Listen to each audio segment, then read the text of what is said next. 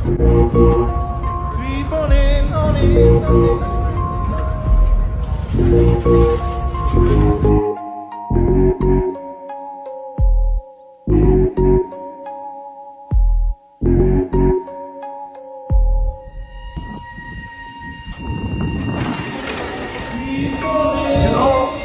They call this hate teaching. This is not hate teaching. This is love teaching. Right. If I didn't love you, I wouldn't tell you what I'm telling you. That's right. I wouldn't stick my neck out. We're starting to homestead in the area. Okay, I'm going to bother you a little bit, so just bear with me. I'll get quick answers. All right. I'm going to let you talk, but I need some quick ones. Ask me the question, I'll give Why you did the answer. Blackdom die? The Great Depression. As opposed to the drought of 1960. Yes. Expand. Okay, so, all right, so let's say, okay, the old story is the drought of 1916, boom, it was gone by the mid-1920s. Well, how is it that they are still having Juneteenth in 1927? So it wasn't gone.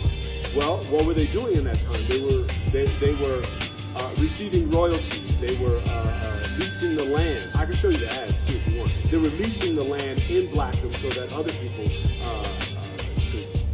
could get oil, strike oil. Wow.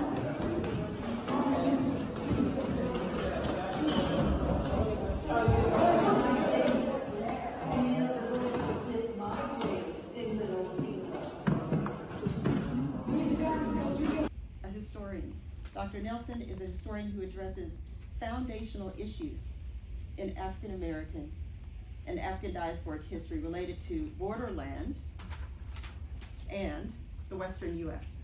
His ongoing research on what he has coined Afro-frontierism in American history is centered on the historically significant black town of Blackdom, New Mexico. And Dr. Nelson's recent book, Blackdom, New Mexico, The Significance of the Afro-Frontier, 1900 to 1930, provides the most in-depth research on Blackdom, New Mexico to date. He holds a bachelor's degree from New Mexico State University and master's degree in Black history from the University of Northern Iowa and a Ph.D. from the University of Texas at El Paso. He served as an officer in the U.S. Army and is a proud charter member of Phi Beta Sigma.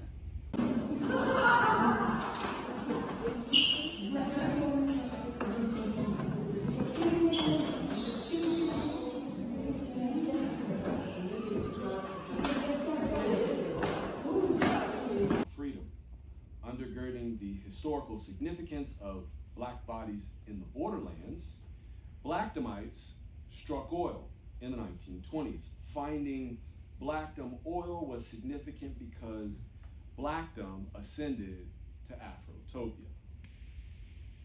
Borderland Studies helps to inform this new black history. And here in the Crisis magazine, they were here in 1914, as early as 1914, but we'll get to that. So remember that 40 acres I showed you? That's the 40 acres. This other yellow line is actually Blackdom, okay? So it goes from 40 acres to about a 30 square mile square. Introduction. I'm gonna skip. Timothy Nelson, a historian. Dr. Nelson is a historian who addresses foundational issues in African American and African diasporic history related to borderlands and the Western U.S. His ongoing research on what he has coined Afro-frontierism in American history is centered on the historically significant black town of Blackdom, New Mexico. And Dr. Nelson's recent book, Blackdom, New Mexico, The Significance of the Afro-Frontier, 1900 to 1930, provides the most in-depth research on Blackdom, New Mexico to date. Blackdom Oil Company was in the documents. Intentionally or unintentionally, popular historical frameworks, theories, and narratives purport that black people in general, and the town of Blackdom specifically, had little capacity or ability to construct an oil-producing town during the Roaring '20s and the Harlem Renaissance. To augment the lack of imagination about black folks in general and black towns specifically, this study adopts the black colonization continuum framework to to highlight the long-held impulse of African descendants to migrate and colonize as part of their hustle, going all the way back to Nubia.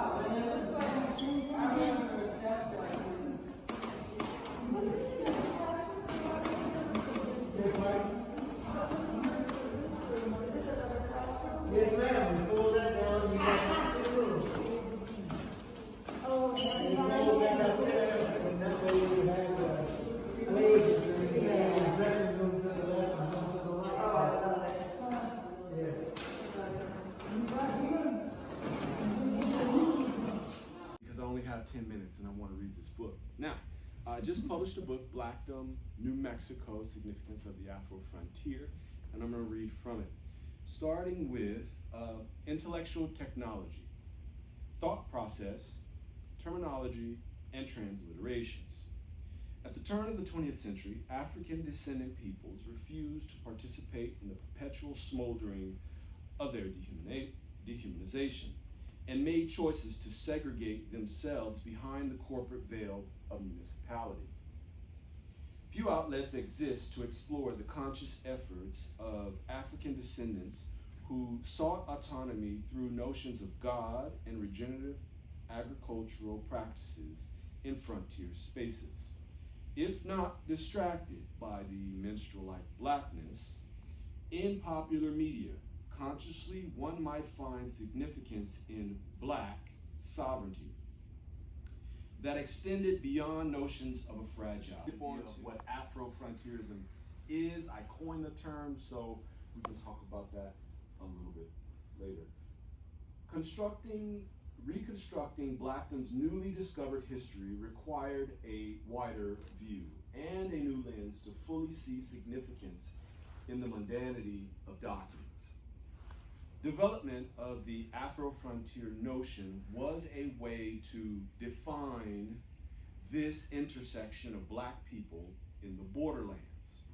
Dr. Kenneth Hamilton, best known for his work, Black Towns and Profit, might argue that one was making things up. Dr. Hamilton made a similar remark in reference to the new ways of doing history, using theory and frameworks to reimagine. Between sessions at the 2019 Western History Association Conference, I asked Dr. Hamilton how he saw the profit motive in the development of black towns when others couldn't. He said it was in the documents. Blackdom Oil Company was in the documents. Intentionally or unintentionally, popular historical frameworks, theories, and narratives purport that black people in general, and the town of Blackdom specifically, had little capacity or ability to construct an oil-producing town during the Roaring '20s and the Harlem Renaissance. To augment the lack of imagination about black folks in general and black towns specifically, this study adopts the Black colonization continuum framework to highlight the long-held impulse of African descendants to migrate and colonize as part of their hustle, going all the way back to Nubia.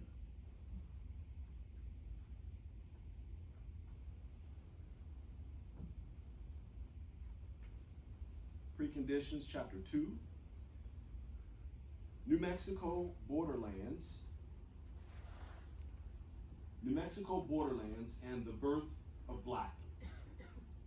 At the turn of the 20th century, black folks' excogitation of a black domain in frontier space evolved from an adequate set of circumstances to produce Afrotopia in Chavez County.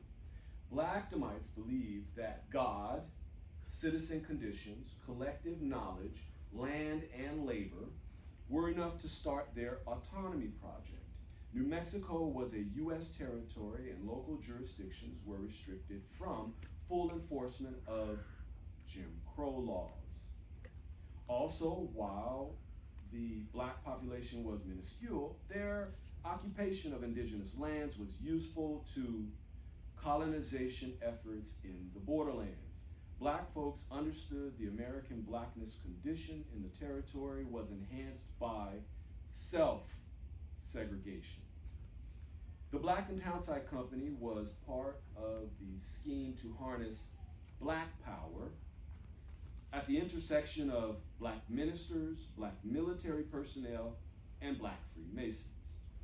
Moreover, incorporation helped erect a corporate veil separating Blackdomites from the unique conditions of American blackness in New Mexico to participate unencumbered in generational wealth creation during boom times.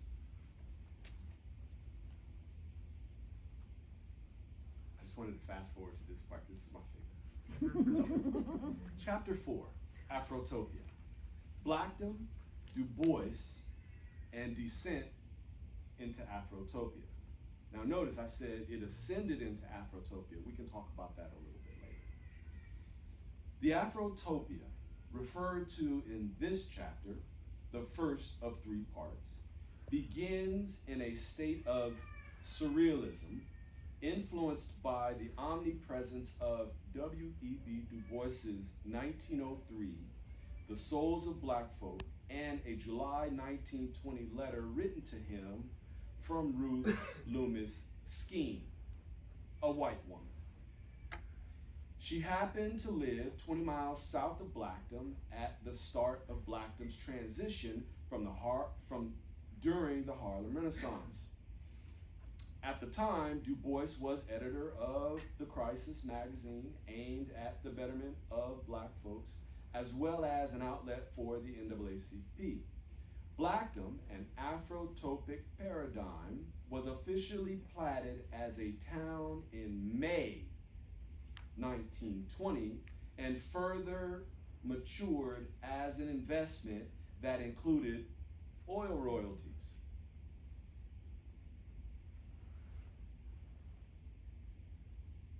Blackdom was a real place with a tangible means of expression that expounded on personally held notions of Afrotopia. Ontologically, Blackdomites exceeded the goals of black liberation theology as well as Ethiopianism. And I'm going to pause right here. Is anyone here familiar with Lord Dunmore? Virginia? Yes, Lord Dunmore. No. Okay, so he also had something called the Ethiopian Regiment. We'll talk about that later. Ethiopianism between 1903 and 1920. On the precipice of boom times during an age often referred to as the Roaring 20, Ruth Loomis Skeen letter to Du Bois therefore functions as a testimonial of Blackdomites' successful articulation of Afrotopia, a tangible means of black expression during a period of black renaissance.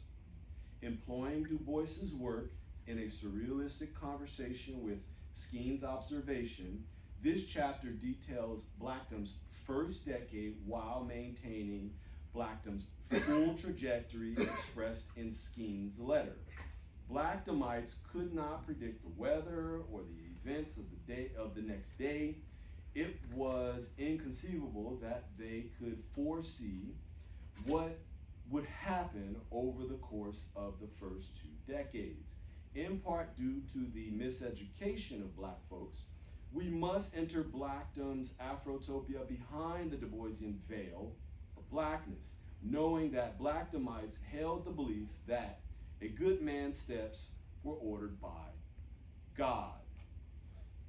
In short, according to their belief system, provided one was willing to apply Christian as well as Masonic ideals and concepts to the collective experience of Blackdom, God would bless them for their faithful endurance. Without knowing the future, Blackdomites assumed success was inevitable. After the trials and tragedy of desert homesteading, guaranteed by God's promise. In the borderlands, Blackdomites had faith in divine sovereignty that was sure to come. Now, one more minute? Okay, so now I'm going to read the letter from Ruth Lubinstein. Probably won't get through all of it because it's more than 1 minute, but we'll go for it. Okay, so she wrote to Du Bois, I have greatly enjoyed the sample copy of The Crisis, and if you will send me 2 or 3 copies of the Brownie book, a literary, I'm going to skip on to what she says about Blackdom. Near here is a settlement of Negroes, a little town called Blackdom, consisting of farmers who have wrenched every bit of good out of our bitter soil. They are quiet, good citizens and molest nobody. They have had little chance for the cultural things of life, and I believe they would welcome an opportunity to take your paper, your good paper and magazine. Now, she's describing Blackdom. I'm going to go ahead and leave. She's describing Blackdom, okay, from 20 miles south, and she does this in July. In May, they officially platted. Well, they struck oil and were advertising this as early as January of 1920, but she's writing to Du Bois, and she just neglects to mention it. That's because she didn't know. So if you have black folks striking oil and she doesn't know, now we're talking about a brand new history, and that's how I discovered a whole decade of history that wasn't in the history books at all, where black folks struck oil in New Mexico. So.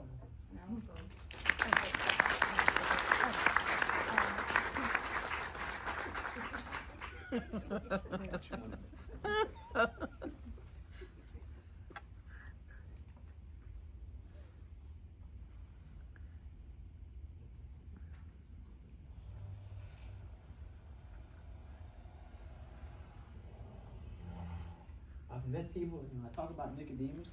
Oh, I've heard about Nicodemus. I mean, Okay, you got it. Good. Yeah. Oh, yeah. Okay, you send me that. all right, would you get in line? There you go. I push it, but you click that white button. Yeah. Okay. Yeah, there we go. There we go.